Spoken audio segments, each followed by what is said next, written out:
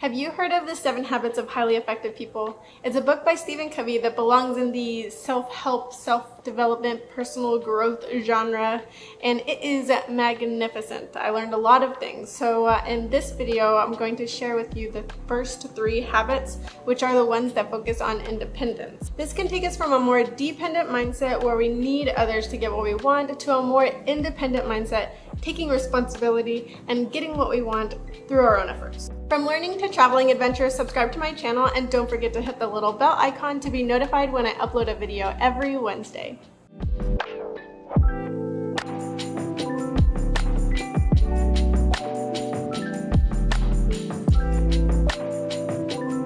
Hey friends, I just finished The 7 Habits of Highly Effective People and I wanted to share the first couple habits with you because I think it's a really useful information, really good stuff. So let's get right into it, starting with the first habit, which is to be proactive. I feel like proactive is kind of a buzzword, but essentially this habit is about focusing on what you can control rather than what you can't. In a more visual explanation, we've got the circle of concern. This describes things we have no control over, such as people's opinions, weather, the economy, and to some degree, politics. Those whose thoughts center more within the circle of concern are also described as reactive versus proactive. Complaining about the things that we cannot control is a lot easier than taking responsibility and putting forth the effort to do something about the things that we can control, aka our circle of influence. This is going to be stuff like attitude, personal health, skills, habits, hobbies, and education. And I'm not just talking about formal education. Books are available for free at the library, and if you don't have a library near you, check out Project Gutenberg. They've got over 60,000 books in lots of different languages. If you're interested, I put a link in the description below. Next, we've got habit 2, begin with the end in mind. This is the typical interview question asking you to picture yourself 5 years or 10 years or 30 years from now, 40 years from now? What's it look like? Literally no idea. This question is so difficult, at least for me, because it's so broad. Are we talking relationship, finances, physical, mental? Well, this question, to think about your life in a few years, is a little non-specific. Another way to think of it is a thought experiment mentioned in the book, which is to picture yourself at your own funeral. I know it's a little morbid, but so you're picturing yourself at your own funeral and someone's about to give your eulogy.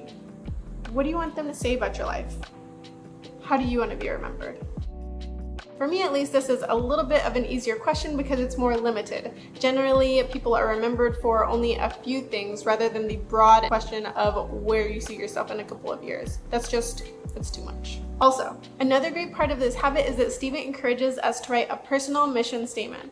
This is meant to be ever evolving, so it's relatively quick to get started.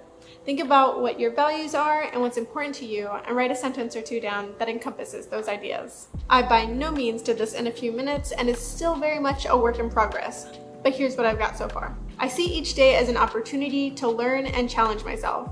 Each of these opportunities is an adventure full of ups and downs, as I understand that success and growth is not a straight line. If you do end up writing your personal mission statement on a piece of paper with a pen or a pencil, medieval, I know, but if you do, think about taping it to your bathroom mirror or somewhere that you're going to see every morning. That way you can begin every day with the end in mind.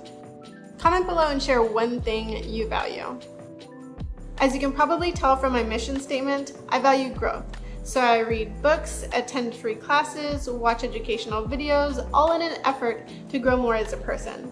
I'm not going to say that every effort I put forth makes a lasting difference, but occasionally something sticks. The last independence habit is to put first things first. So if the previous habit was focused on figuring out what's important to us and how we'd like to be remembered, this one is, are we prioritizing what needs to be done in order to make that happen? This is also the habit where you question other habits, addictions, and hobbies.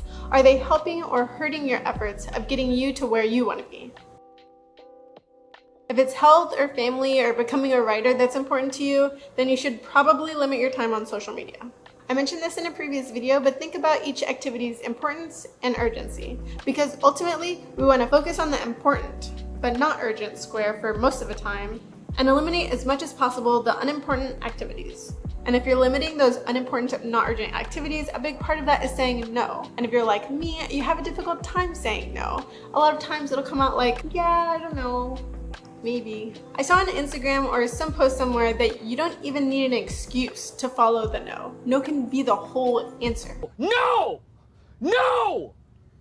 No! That blew my mind. I loved it. And it terrified me a little bit.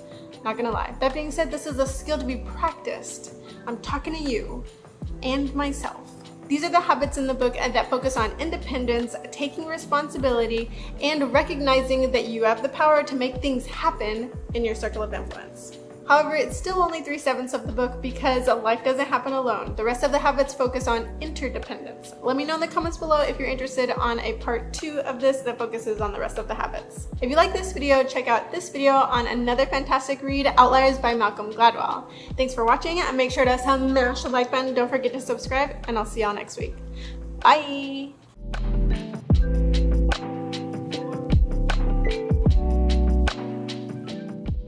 Make things happen. I can't live like this. I'm not a freaking Kardashian. This is really bright. That's really dark. Whee!